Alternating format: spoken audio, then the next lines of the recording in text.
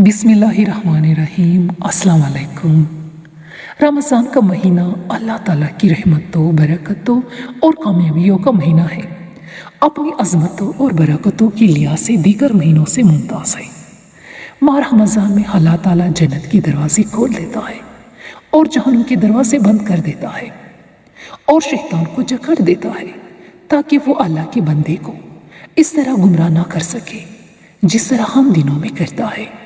ये एक ऐसा महीना है जिसमें अल्लाह ताला खुसूसी तौर पर अपने बंदों की मग़फ़िरत करता है और सबसे ज़्यादा अपने बंदों को जहन्नुम से आज़ाद करता है। हदीस में है कि जिसने किसी रोज़ेदार का रोज़ा अफ्तार कराया, इसे इस रोज़ेदार के बराबर हजर मिलेगा और इस रोज़ेदार के हजर में से कुछ कमी नहीं होगी।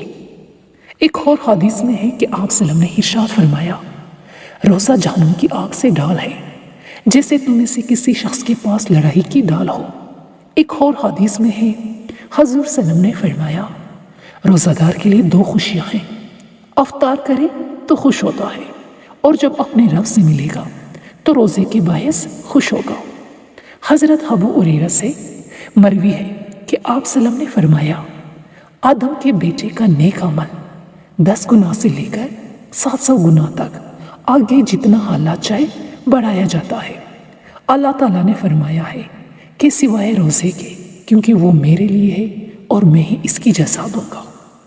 आप सल्लल्लाहु अलैहि वसल्लम ने इरशाद फरमाया, जन्नत के 8 दरवाजे हैं, इनमें एक दरवाजे का नाम रियान है जिससे दाखिल होने वाले सिर्फ रोज़ेदार होंगे।